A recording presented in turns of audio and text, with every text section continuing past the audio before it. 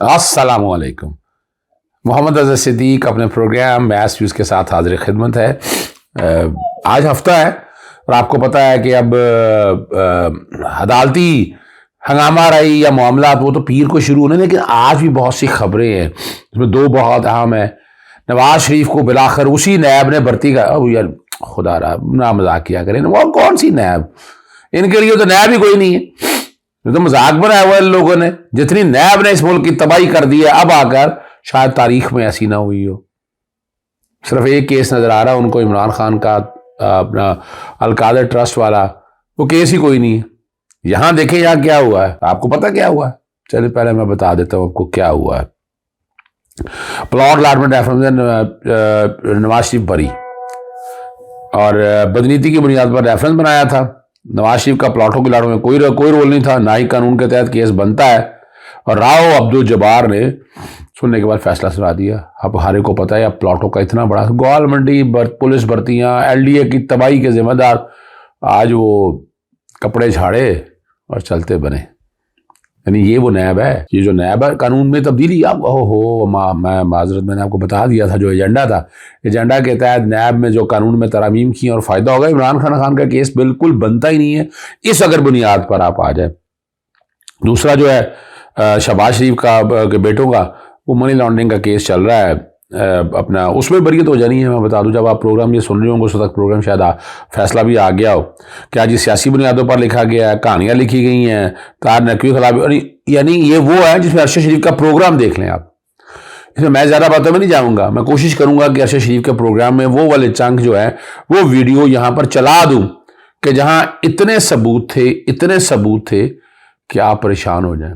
सवाल ये है कि क्या आज 70 साल बाद हमारे रियासती इदारे ये फैसला कर सकते हैं कि बहुत हो गई करप्शन, और करप्शन की कहानी, आप जितने मुकदमे हैं इनके फैसले हो और तेजी के साथ एक्सपीडिशियस जस्टिस इस हवाले से हो, और जिनके ऊपर करप्शन के इल्जामात हैं उन्हें बार बार हम नेशनल हीरोज के तौर पे पेश ना करें। 1993 में पहली दफ़ा शरीफ खानदान पे करप्शन के इल्जामात, लेकिन हर दफ़ा उसके बाद उन्हें एक मौका दिया गया कि वो आवाम के सामने आएँ और दोबारा से अपनी एक रुदात पेश करें, और जो करप्शन के केसेस हैं उन्हें सियासी इंतकाम बना के पेश किया जाए। लेकिन जब सवालात पूछे जाते हैं उसके जवाबात नहीं होते। आज भी नाज़रीन प्रोग्राम में आपको दिखाते हैं कि शहबाज शरीफ साहब, लीडर ऑफ द ऑपोजिशन, जो गिरफ्तार हैं, वो गिरफ्तार किस वजह से, उनके बेटे हमजा शहबाज गिरफ्तार किस वजह से हैं, सुलेमान शहबाज मफरूर और इश्तिहारी किस वजह से हैं, उनके दामाद अली इमरान क्यों भागे हुए हैं।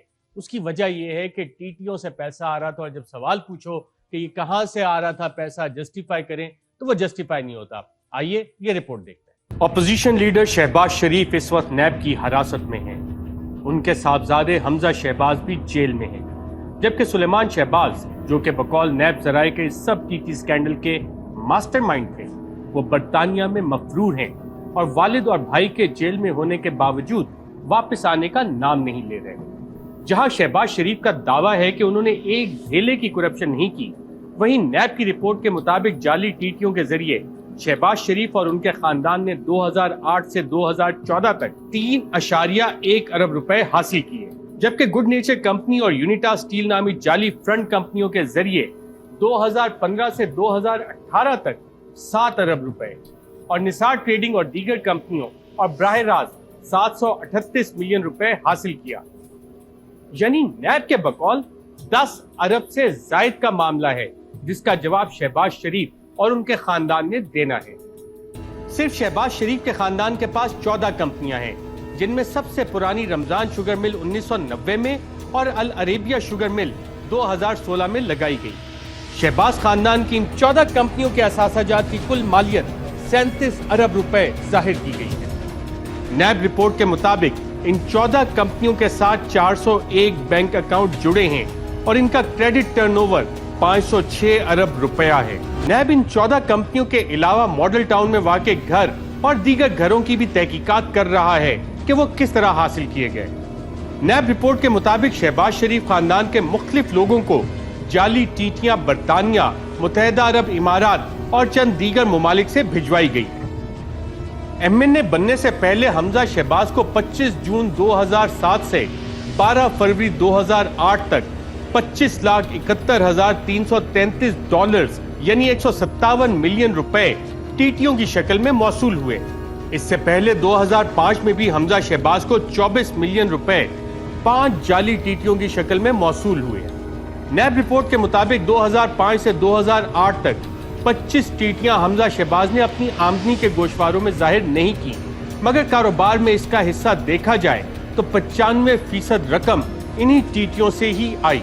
नैब रिपोर्ट के मुताबिक 12 फरवरी 2008 यानी आम इंतखाबात से पहले हमजा शहबाज को टीटियां मौसूल होना बंद हो गईं, मगर रकम अब भी आ रही थी।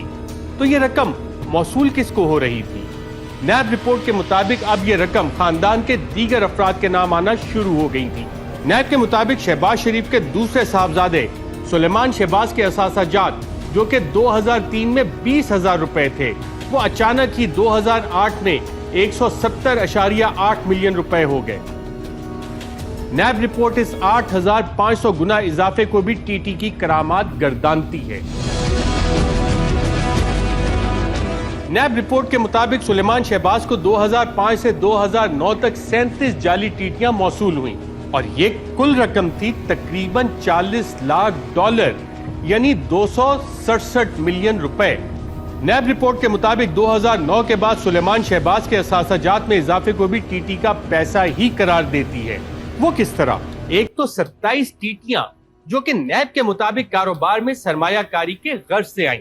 इसके अलावा भी सलमान शहबाज के जाती अकाउंट में तकरीबन 1 अरब रुपए की 127 जाली टीटियों की रकम नजर आती है। टीटियों की इस बारिश का सिलसिला 2014 तक चलता रहा और 1,044 मिलियन रुपए सुलेमान शहबाज के जाती अकाउंट में जमा हो गया। इसी तरह शहबाज शरीफ की अहलिया नुसरत शहबाज साहिबा के अकाउंट में 2009 से 2014 तक 26 जाली टीटियों से बैरूनी सरमायाकारी आई। इस रकम से नुसरत शहबाज साहिबा के असासाजात में इजाफा हुआ और 147 मिलियन रुपए बैठे बिठाए इनके असासाजात में इजाफा कर गया। अक्टूबर 2007 से 2009 तक शहबाज शरीफ की साहबजादी को भी बैरूनी सरमायाकारी के नाम पर 10 टीटियां आई, जो कि 57 मिलियन रुपए बनता है। और अगर कारोबार में इनकी सरमायाकारी देखें तो 56.3 मिलियन रुपए बनता है। शहबाज शरीफ की दूसरी साहबजादी जवेरिया अली को बैरूनी सरमायाकारी के नाम पर 60 टीटियां मौसूल हुई और ये रकम बनती है 27 मिलियन रुपया। ये टीटियां नवंबर 2012 से जनवरी 2013 तक मौसूल हुई। जवेरिया अली के खाविंद अली इमरान साहब को भी 9 टीटियां जाली बैरूनी सरमायाकारी के नाम पर मौसूल हुई।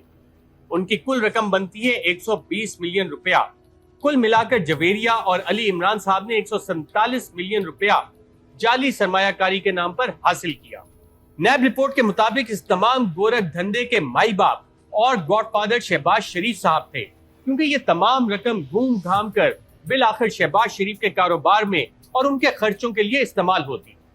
नैब के मुताबिक शहबाज शरीफ खानदान के तमाम मेंबरान ने बैंकों में फॉर्म आर पर दस्तखत किए, यानी 202 टीटियों की मौसूली की। ये टीटियां बैरून मुल्क से कौन भेजता रहा, ये हम आपको पहले भी बता चुके हैं कि कोई पापड़ वाला, कोई अखबार फरोश, कोई सेल्समैन, हत्ता कि अपने रिश्तेदारों के नाम पर भी टीटियां लगाई गई। रिपोर्ट के मुताबिक रकम भेजने के लिए 56 अफराद की शनाख्त इस्तेमाल की गई, जिनमें से 14 को नैब ने घोस्ट करार दिया है, क्योंकि उनका तो नादरा में भी कोई रिकॉर्ड ना मिला। नैब रिपोर्ट में इस बात का भी इंकशाफ किया गया है कि शहबाज शरीफ खानदान ने खुद तो टीटियां मौसूल की हैं, मगर साथ साथ फ्रंटमैनों के जरिए भी रकम हासिल की और मुश्ताक चीनी वाला, जो कि अब नैब का वादा माफ गवाह बन चुका है, उसके कंपनी के अकाउंट से 19 टीटियों के जरिए 251.7 मिलियन रुपए हासिल किया। मुश्ताक चीनी के जिस अकाउंट में टीटियां आई थीं, बाद में जनवरी फरवरी 2014 में 10 ट्रांजैक्शंस के जरिए 310 मिलियन रुपया सुलेमान शहबाज के अकाउंट में मुंतकिल किया गया। इस तरह मुश्ताक चीनी के दूसरे कंपनी अकाउंट से 293.3 मिलियन 22 टीटियों के जरिए मुंतकिल किया गया और फिर 292 मिलियन रुपया जनवरी 2014 से जनवरी 2015 के दरमियान 15 ट्रांजैक्शंस के जरिए सुलेमान शहबाज के अकाउंट में मुंतकिल हो गया। सिर्फ यही नहीं, मुश्ताक चीनी वाला और इसका बेटा यासिर मुश्ताक सुलेमान शहबाज को टीटी से मौसूल शुदा रकम कर्जे के नाम पर भी देते रहे और ये रकम चिन्योट पावर के अकाउंट में जमा करवाई गई। नैब रिपोर्ट के मुताबिक शहबाज शरीफ खानदान ने जाली फ्रंट कंपनियां भी बना रखी थी और इनकी कंपनियों को भी टीटीओ के जरिए बड़ी रकम मौसूल हो रही थी। जाली फ्रंट कंपनियां सुलेमान शहबाज के अकाउंट में रकूम भेजा करती और फिर वो रकम शहबाज शरीफ के कारोबार में लग जाती। शहबाज शरीफ के शरीफ ग्रुप के मुलाजिम ने वक्कार ट्रेडिंग कंपनी बना ली। इसमें 12 टीटीओ के जरिए अप्रैल से जून 2015 के दरमियान 134 मिलियन रुपया आया। ये कंपनी 14 अप्रैल 2015 को बनाई गई और 16 अप्रैल 2015 को इसमें टीटी के जरिए रकूम आना शुरू हो गई। फिर ये रकम सुलेमान शहबाज के अकाउंट में भेजी गई। नैब ने अपनी रिपोर्ट में पाकिस्तानी बैंकों पर भी सवाल उठाए हैं कि शायद वो बैंक भी अपना काम सही नहीं कर रहे थे और साथ ही 4 अदद मुत्तहिदा अरब इमारात की मनी एक्सचेंज कंपनियों का नाम दिया है कि शायद ये कंपनियां पाकिस्तान में मनी लॉन्ड्रिंग नेटवर्क का अहम हिस्सा हैं। शहबाज शरीफ खानदान को मुत्तहिदा अरब इमारात से टीटियां भेजने वाली 4 कंपनियां वो हैं जो कि ओमनी ग्रुप की जेआईटी में भी सामने आ चुकी हैं। इनमें Al Zarooni exchange, Reems exchange, Spintex textiles और बर्लास जनरल ट्रेडिंग शामिल हैं। इन 4 कंपनियों से शहबाज शरीफ खानदान और फ्रंट कंपनियों को 51 टीटियां भेजी गई। नैब रिपोर्ट के मुताबिक शहबाज शरीफ ने रमजान शुगर मिल्स में डाले गए टीटी के पैसे को इस्तेमाल करने का बड़ा ही दिलचस्प तरीका अपनाया और अपने मरी के घर मकान नंबर 5354C हॉल रोड मरी, जो कि उनके खानदान और खुद उनके जेरे इस्तेमाल था, उसको रमजान शुगर मिल को किराए पर दे रखा था और सिर्फ इस मनी लॉन्ड्रिंग के पैसे को इस्तेमाल करने के लिए ये किरायानामा बनाया गया और शुगर मिल से पैसे को बराह रास्त किराए के नाम पर अपने अकाउंट में ट्रांसफर किया गया।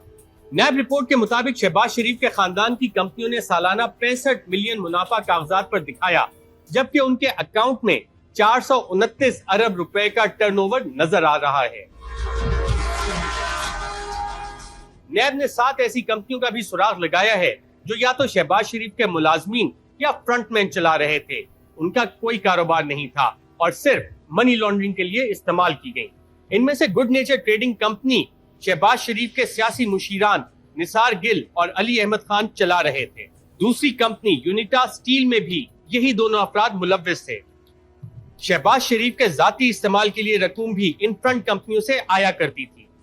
नैब रिपोर्ट के मुताबिक जीएनसी से शहबाज शरीफ के कैश बॉयज ने 1.2 अरब निकलवा कर वापस हमजा और शहबाज शरीफ के अकाउंट में जमा करवाया और इस रकम को इस्तेमाल किया गया। इसी तरह और भी बहुत सारी ऐसी ट्रांजैक्शंस का रिकॉर्ड नैब ने हासिल कर लिया है जिसमें मशकूक रकूम बिलाखिर शहबाज शरीफ के इस्तेमाल में आई। नैब रिपोर्ट्स के मुताबिक गुड नेचर कंपनी और यूनिटा स्टील शहबाज शरीफ का ही बेनामी असासा है और इन कंपनियों को फ्रंटमैनों के नाम पर बनाकर कम से कम 7 अरब रुपए की मनी लॉन्ड्रिंग की गई। इस तरह कुल मिलाकर 10 अरब रुपए से ज्यादा की मनी लॉन्ड्रिंग की गई और काला धन सफेद किया गया, जो कि नैब के बकौल एक मुकम्मल दस्तावेजी स्कैंडल है जिसका एक दस्तावेज मौजूद है। न सिर्फ ये बल्कि नैब अपनी रिपोर्ट में शहबाज शरीफ और उनके दोनों साहबजादों पर किकबैक्स और कमीशन लेने का इल्जाम लगाता है। नैब के मुताबिक शरीफ फीड मिल्स के मुलाजिम राशिद करामत मसीह के नाम पर एक जाली कंपनी बनाई गई। इस कंपनी के जरिए पंजाब के कारोबारी अफराद और अपनी ही पार्टी के अफराद से कमीशन वसूल किया गया। नैब के मुताबिक 2500 मिलियन रुपया शहबाज शरीफ और उनके साहबजादों ने चेक्स के जरिए वसूल किया, जिसमें 142 क्रॉस चेक्स के जरिए और 116 ओपन चेक्स के जरिए हासिल किया गया। ये रकूम भी कैश बॉयज के जरिए जमा करवाई और निकलवाई जाती थी। इसके अलावा 280 मिलियन किकबैक्स का पैसा न्यू इस्लामाबाद एयरपोर्ट के ठेकेदार के कारोबारी अकाउंट से सुलेमान शहबाज के अकाउंट में मुंतकिल हुआ। नैब रिपोर्ट के मुताबिक ये तमाम चेक्स और दीगर दस्तावेजी सबूत भी नैब के पास मौजूद हैं, जिससे ये साबित होता है कि ये तमाम पैसा करप्शन का था। हमने अरशद शरीफ का वो प्रोग्राम सारा मनी लॉन्ड्रिंग के हवाले से देख ला, यानी मैं तो हैरान हो रहा था, अकाउंटों में पैसे अरबों रुपए की ट्रांजैक्शन, और आज आप कह रहे हैं कि जनाब मनी लॉन्ड्रिंग नहीं हुई है। और मनी लॉन्ड्रिंग क्या होती है? यहां से हुंडी के जरिए पैसा जाना और उधर से पैसा आ जाना और पैसा वाइट कर लेना आपने, और क्या होता है? ब्लैक मनी को वाइट करना, और क्या होता है? इससे बड़े सबूत क्या हैं? तो आप फिर बहुत से लोगों के खिलाफ बहुत से केस बनाए हुए हैं, कैश जमा कराना निकालना, वो क्यों चला रहे हैं आप? किस बुनियाद पर चला रहे हैं आप? ये साबित करती हैं चीजें, मैं फिर बताता चलो, ये चीजें साबित करती हैं कि हालात किस डगर पे चल रहे हैं, کن حالات پہ چل رہے ہیں اور کیا ملک بنے گا، کیا ہوگا. لیکن یہ دال روٹی اس طرح نہیں چل سکتی اور نہ یہ بک سکے گی. میں بتا دوں آپ کو، آپ اس ملک کے نظام کو اپنی مرضی سے جس طرح مرضی چلانا چاہیں، پر اس طرح تو نہیں چلے گا نا جی. اتنے بڑے بڑے ثبوت، ایک ایک چیز ریکارڈ کے اوپر آپ رکھ کے کہیں کہ نہیں کہ ایسی کوئی نہیں بنتا ہے جی. اور یہ کہنا جی کہ سیاسی بنیادوں پر پہلے 25 ارب روپے کا الزام تھا، پھر 16 ارب کا چلان جمع کرایا، سلمان شہباز کے اکاؤنٹ سے کوئی منی لانڈرنگ نہیں، معاونت نہیں کی، یہ الزام جھوٹا ہے. اور اعلیٰ عدالتوں کے جو فیصلے ہیں وہ سامنے رکھ کر آپ کہیں تو بہرحال یہ دال روٹی اس طرح نہیں چل سکے. اگلا جو معاملہ ہے وہ ایف اے منی لانڈرنگ کا جو کیس ہے، پرویز لائی کی روبکار جاری کر دی ہے، ضمانت منظور ہو چکی تھی آج آپ کو پتہ ہے، اور امید ہے کہ آج چودھری پرویز لائی باہر آ جائیں گے اگر کوئی نیا کیس انہوں نے پھر نہ بنا دیا ہو. کوئی پتہ نہیں نا ان کا، کوئی پتہ نہیں ان کا کہ کیا نیا کیس کیا بنا دیں آپ you can't say any thing. میں بتا دوں آپ کو. اور جسٹس قاضی فائز کے بارے میں جو ان کے اکاؤنٹس اور باقی چیزوں کے حوالے سے ہیں وہ میں گفتگو کروں گا رات کے پروگرام میں. بہت سے دوستوں نے جو پرائم منسٹر انڈیا ہے نریندر مودی اور جو بائیڈن کے حوالے سے بہت کچھ بھیجا ہے، جس طرح وہاں خطاب کیے ہیں، جس طرح ان کو ویلکم ملا ہے.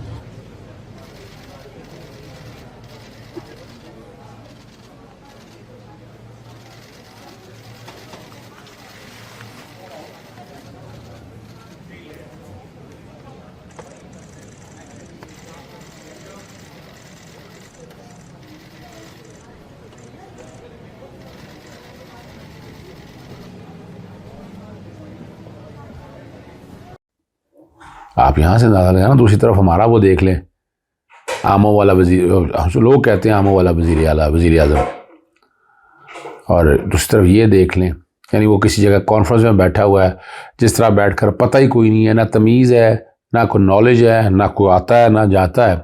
میں نہیں وہ چلانا چاہتا، لیکن جو وزٹ ہے وہ دیکھنے والا ہے کہ ڈنر پہ بیٹھے جس طرح کی گفتگو کی ایک اسٹیٹسمین کے طور پر، یعنی انہوں نے اپنے ملک کی نمائندگی کی ہے. یہ نہیں ہے کہ کرپٹ لوگوں اور اس طرح کے مافیاز کو بیٹھ کر فائدہ دیا. انہوں نے اس ملک کا نظام کیسے چلایا وہ آپ سمجھیے گا، وہ سمجھیے گا، وہ دیکھیے گا، آپ کو سمجھ آ جائے گی اصل حالات کیا ہے.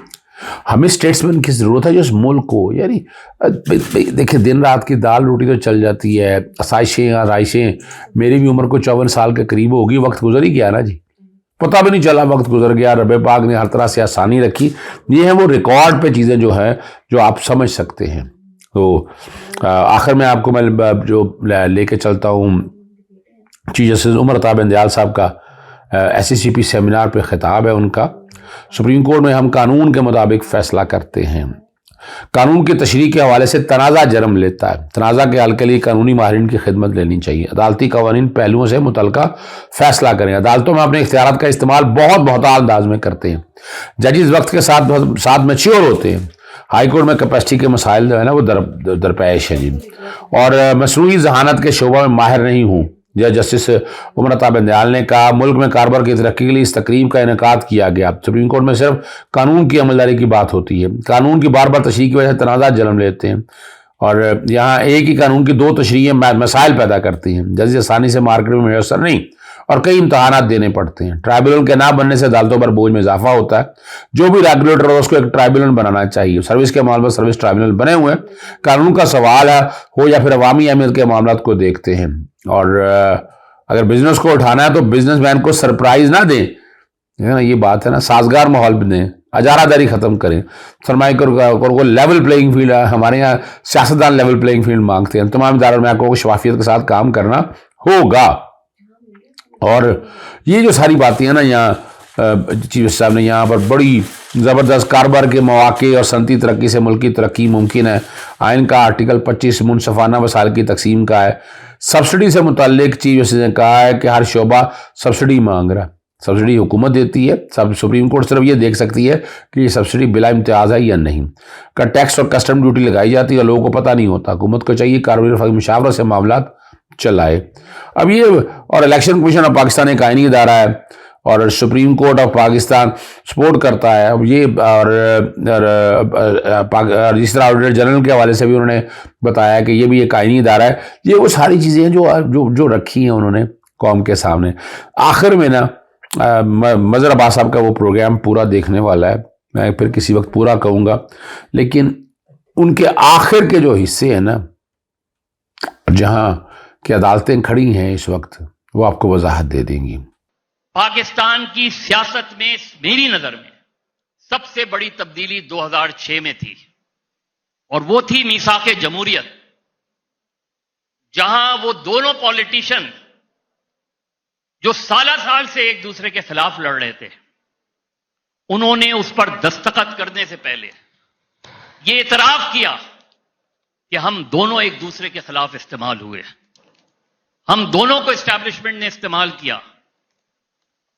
عمران خان اگر 2018 میں اپوزیشن میں بیٹھ جاتے اور جنرل باجوہ کے اس پروجیکٹ کا حصہ نہ بنتے, وہ شاید سمجھے کہ میری اس کے بعد کب الیکشن ہوگا, میں کیسے پرائم منسٹر بنوں گا. اس سوچ نے جو بھی وہ تھا عمران خان کا اپنا ویژن, اس لیے کہ لوگوں کے نظر میں تو وہ ایک آنےسٹ آدمی تھا, ایک ایسا کرکٹر جس نے نیوٹرل امپائرز وہ کیے, متعارف کرائے, ایک ایسا کرکٹر جس کے بارے میں تمام چیزیں میچ فکسنگ کا الزام نہیں لگا.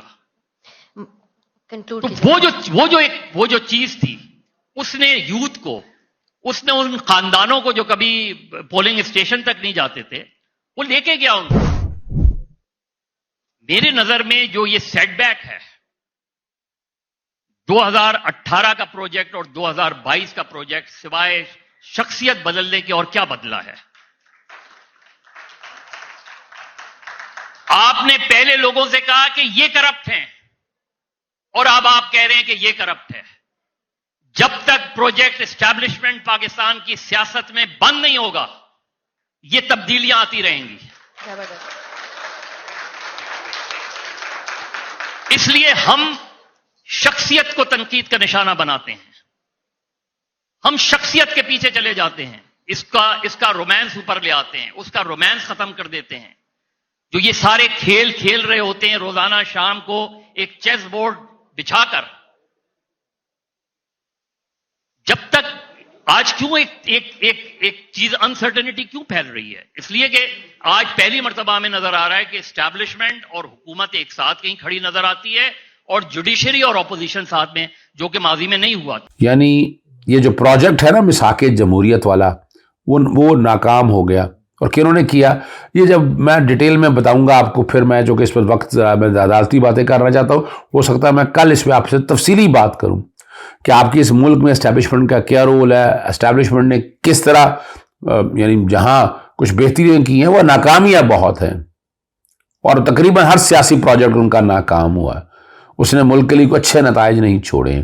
تو اس لیے اسٹیبلشمنٹ کو اس بار سوچنا ہوگا کہ یہ نہیں ہو سکتا کہ آپ کا ہر پروجیکٹ جو ہے وہ کامیاب ہو جائے.